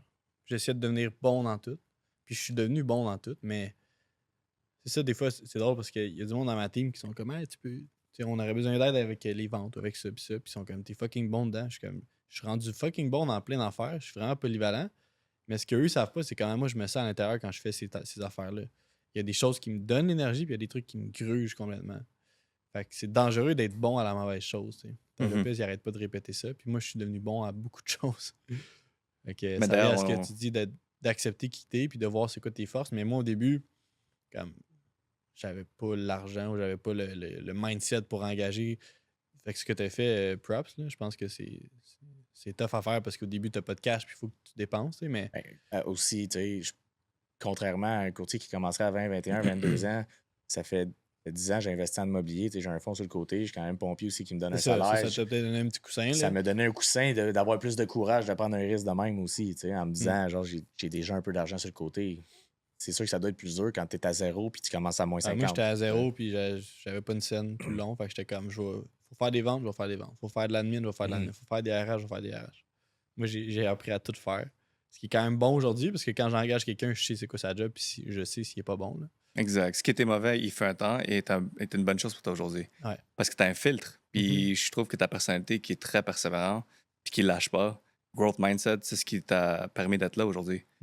Fait que là, le troisième... Tu viens d'apprendre que Centris avait... Ouais, c'est ça, on a dévié vraiment beaucoup, mais... Merci, Félix. Fait que t'as une zone que j'ai comme tout arrêté, là. J'ai tout arrêté, cette business-là. Directement après ce que t'as entendu, c'est... Ouais. Ah ouais, puis comment tu t'es senti? Genre, tu fais quoi maintenant quand tu te sens mal? Mais au début du pod, on a parlé du moment que j'étais le plus bas, là. Ouais. C'était cette journée-là, puis les 2 jours après. Ça ressemble à quoi?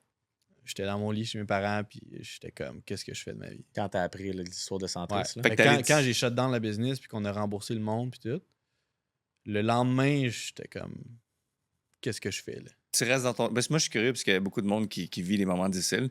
Ouais. Puis que le monde va relate de ça. Parce que même moi, je peux relate. Là. Je veux dire, j'ai eu des échecs dans ma vie. J'étais dans mon lit, puis... Tu sais, je veux dire, j'ai pas de larmes parce que je trouve ça irrationnel, vu que c'est un problème un petit peu réglé. Mais je regarde le toit, puis je suis comme, fuck my life, là. Je veux dire... life is about to end. Ça me fait vraiment chier. J'ai beaucoup d'ego, j'ai beaucoup de drive. Tu faisais quoi dans ton lit?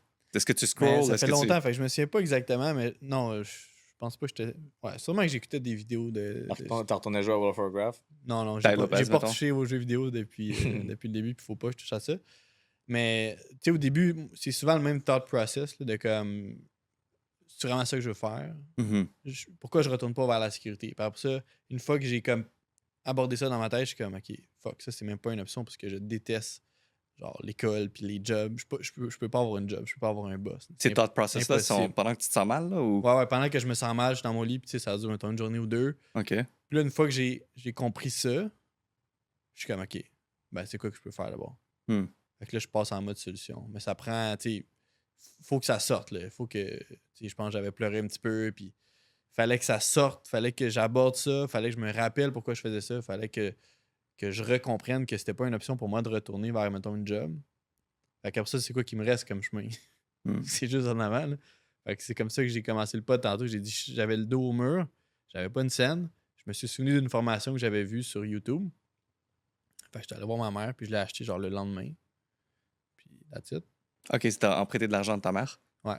Ça, c'était genre en novembre 2016. C'est après ton shutdown de l'affaire d'immobilier. Ouais. Que là, t'as emprunté de l'argent de ta mère. Puis quelques jours ta vie a tout changé. Ouais. Ben, ça a pris du temps avec ma vie change, là, mais j'avais enfin comme un chemin clair de comment partir une business. Puis c'est quand même. C'est ça qui m'a rendu en ce moment une machine un peu de validation de start-up. En ce moment, je suis coach, là, District 3 à Concordia à Montréal. Puis je suis coach dans le programme Validation.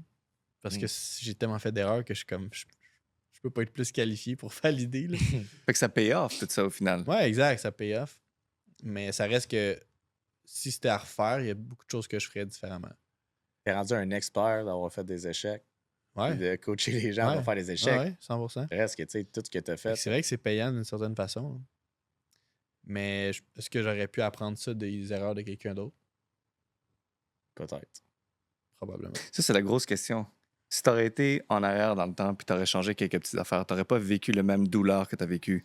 Mais cette douleur-là, moi, je pense qu'elle a été nécessaire pour la personne que t'es aujourd'hui. Fait que, qu'est-ce que t'en dis de ça? J'en dis que t'as raison.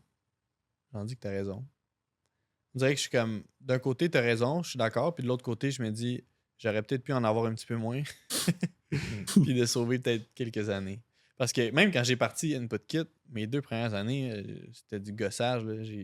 C'était beaucoup d'apprentissage, mais beaucoup de perte de temps.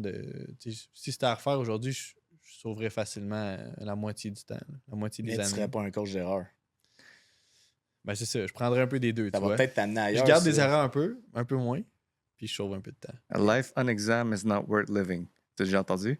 Non? Non, c'est Socrates, Socrate. Il dit si tu prends pas le temps de bien réfléchir à ta vie à toi, ben ça vaut pas la peine de vraiment le vivre. Moi, je crois que t'es vraiment dans la bonne direction en ce moment. Puis que t'es trop difficile avec toi-même. T'as tellement d'ego, puis tu retournes en arrière, puis t'es comme mon temps, puis mon énergie. D'ailleurs, ce que tu disais tantôt, le 15 minutes, let it go. Je veux dire, la douleur, puis la peine, c'est ce qui a créé toi aujourd'hui, puis tu peux pas changer ça. Parce que si t'aurais changé une petite affaire, il y a un bon livre là-dessus, je te le conseille, Midnight Library. C'est l'histoire d'une personne qui va dans un library, il prend un livre, puis il rentre dans une histoire, puis il change certaines parties de sa vie, mais si tu sautes des parties de ta vie, ça va jamais faire la personne que tu es aujourd'hui, je veux dire. Mais je pense qu'il y a un côté de moi qui est d'accord. Tu sais, comme les gars de Tech Guys, la manie, les trois, j'étais quasiment rendu un psychologue. Là. Ils me disaient à quel point il y avait de la misère. Puis ce que je leur ai dit cette soirée-là, j'étais comme, tu sais, apprécie le fait que c'est difficile parce que c'est ça qui va faire que ça va goûter bon à la fin. Fait que c'est ça que je leur avais dit un peu, de comme, le fait que ce soit difficile en ce moment, puis que ça vous fait chier, puis que vous savez pas quoi faire, va faire en sorte que quand vous allez réussir plus tard, vous allez être crissement plus fiers de vous, de ce que vous avez réalisé. Mais pourquoi qu'on dirait qu'il reste 10 minutes? Pourquoi on dirait que présentement, tu l'assimiles pas pour toi-même, tu sais? I guess que je suis trop exigeant avec moi-même. Là. J'ai une question pour toi, mettons. Tu as des enfants aujourd'hui? Mm-hmm. Est-ce que tu voudrais qu'ils prennent le chemin facile vers le succès? Pas de perte de temps, pas de perte d'énergie? Ou un chemin difficile, mais que tu sais qu'au final, ça va apporter du succès vu que tu l'as déjà passé, toi? Clairement, le chemin difficile. Pas autant difficile que le mien, j'espère. Là. OK. Parce que... Mais pourquoi? Te considères-tu heureux? Ben, ça dépend des jours. Là. Ça revient au tap dancing qu'on parlait. Là. Mais je suis conscient que j'ai ce qu'il faut pour me rendre à un point que genre ma vie, c'est mon rêve. Là. C'est quoi ton rêve, ta vie? C'est d'aider du monde, c'est de redonner, c'est de... Et c'est la bonne voie, comme que Pawis dit. Ouais, en ce moment, tu coaches le monde en c'est ça. conséquence de. Et ça, c'est nouveau pour moi. Tu comprends? Je faisais pas ça il y a 6 mois. Là.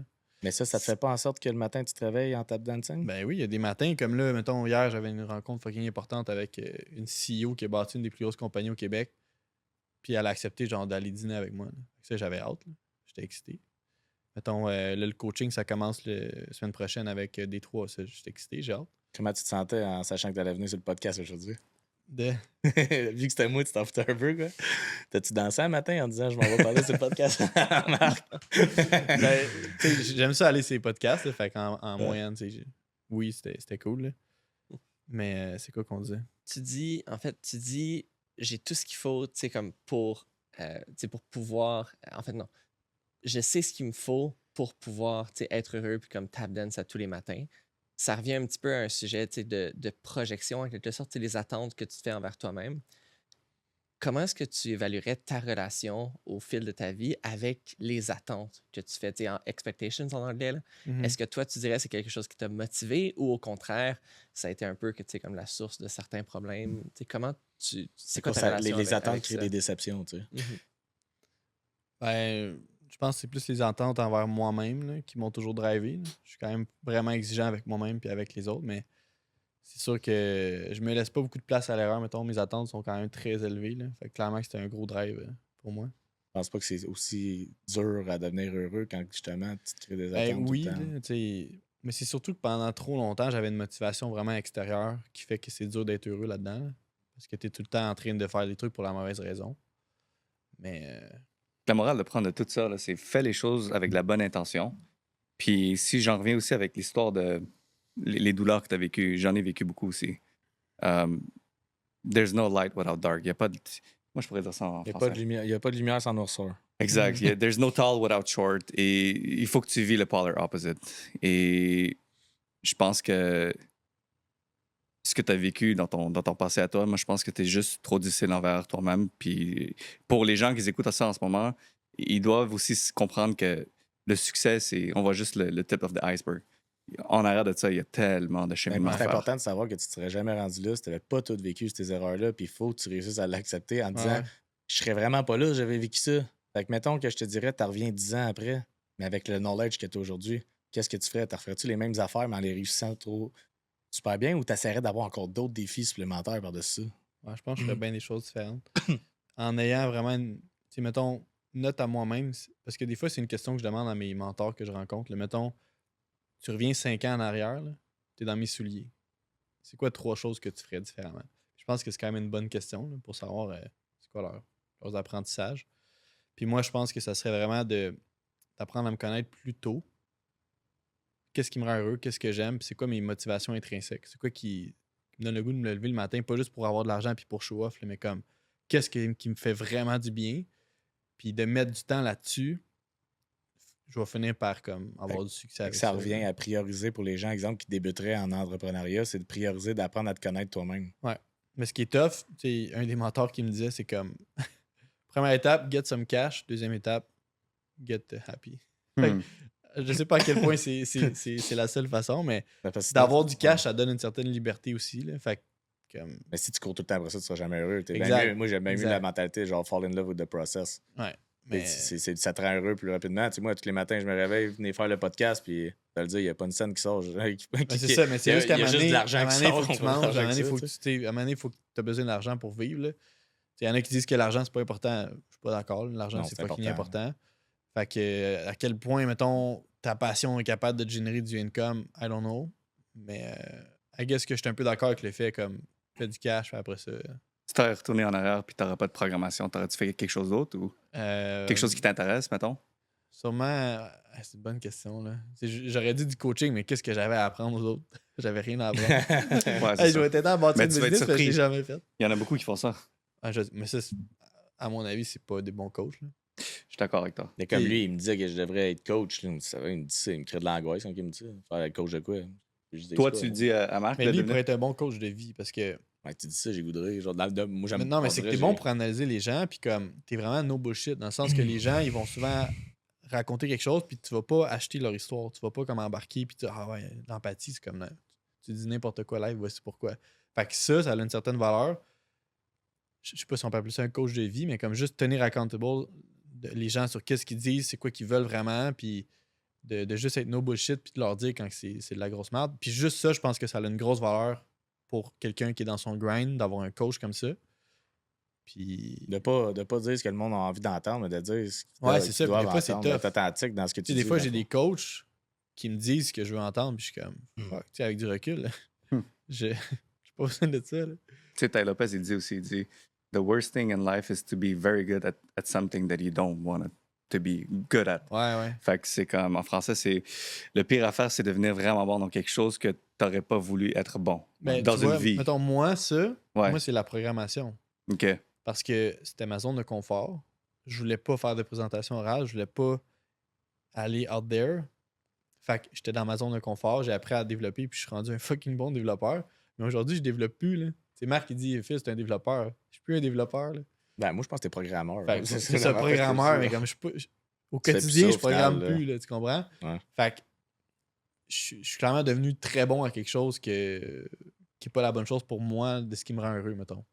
Mais ça t'a appris à justement. Ben, ça m'a permis de bâtir une business, mais tu sais, en même temps, si j'étais pas programmeur, peut-être j'aurais plus été obligé de faire des ventes, tu comprends? Là, je retournais dans ma zone de confort, j'étais comme, OK, je vais faire un produit qui est sa coche, mais au final, t'as besoin de le vendre. Là, ce qui est plate, là, c'est qu'il reste 3 minutes. Ouais. Ça passe vite. On peut continuer pendant longtemps. On aurait pu continuer pendant encore, fait qu'au pire, on fera un part 2.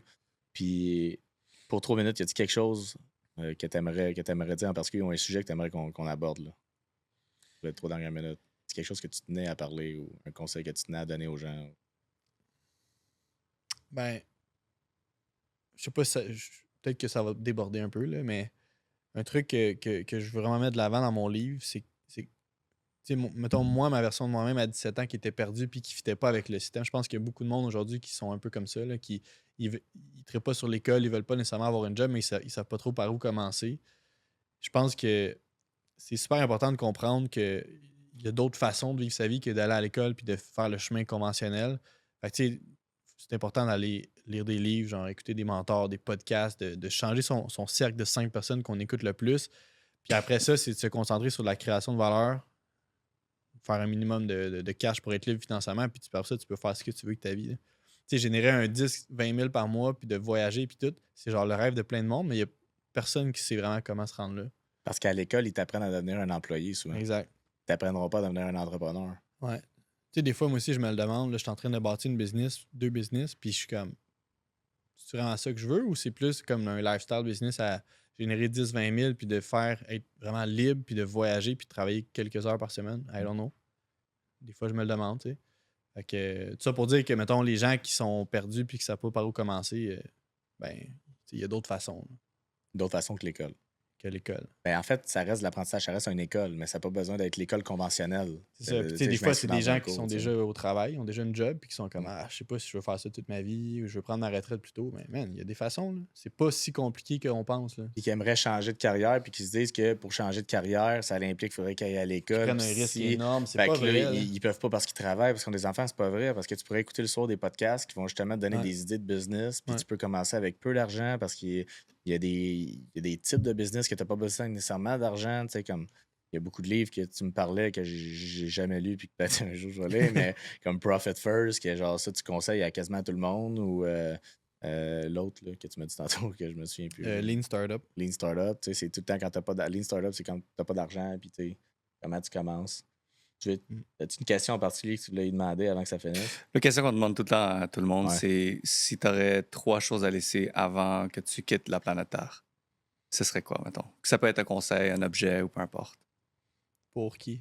Pour le monde, pour n'importe la qui. planète Terre. Qu'est-ce que tu veux laisser quand Ben, tu ce meurs? que je viens de dire, ce message-là, je veux que ça reste dans un des trois. Là. Un des trois, OK. Ben, il Fait va que sur on en YouTube enlève un. sûrement. Parce que je veux vraiment comme être un exemple et inspirer vraiment des jeunes. Là, c'est pour ça que j'écris mon livre d'ailleurs. là. C'est vraiment important pour moi. Ton livre, d'ailleurs. Mon livre, ce serait. Ben, la première chose, ce serait mon livre qui résumerait tout ce que je viens de dire. Man, les deux autres, je sais pas. Là. Vas-y, pense-y. Ton livre, ça va résumer toutes tes pensées. Mais en fait, le livre, c'est ça le plus important. Le là, plus I important, guess, c'est que tu pour devrais ça. laisser tes pensées. Tu sais, on dit 3 choses, mais en tant que tel, ça revient souvent à la même affaire là, d'un invité à l'autre. Là. Il laisserait ses manières de penser. Fait que, tu sais, de C'est dire le mindset, dans le fond. de Mais dire, c'est que le livre, il rend. Tu sais, c'est tout. Là. C'est de mon dire qu'il lancerait mindset, son c'est livre, on va se dire il couvre les 3 points qu'il aimerait laisser. Tu sais. Mhm. Parce que dans son livre, ça va être complet. Mon mindset, Puis- mes apprentissages, Ouais. toutes mes façons de penser. Mm. C'est vraiment. Le Reels de toi qui explique ça, on va le mettre sur YouTube partout. Ouais. Puis, mettons, dernier petit conseil pour quelqu'un qui est dans son lit puis est en dépression à partir d'une grande défaite, tu leur dirais quoi? Ouais. Tu sais, prends du temps pour digérer tes émotions. Là.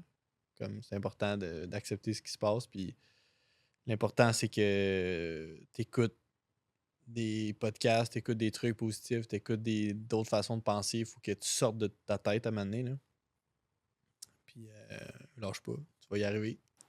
Pas facile, mais comme tu as dit, no pain, no gain. No gain. There's Un no gros light merci. without dark. There's no light without C'est ça. dark. Il n'y a pas de lumière sans la noirceur. Merci, Phil. Merci beaucoup. Terminé comme C'est à ça. vous.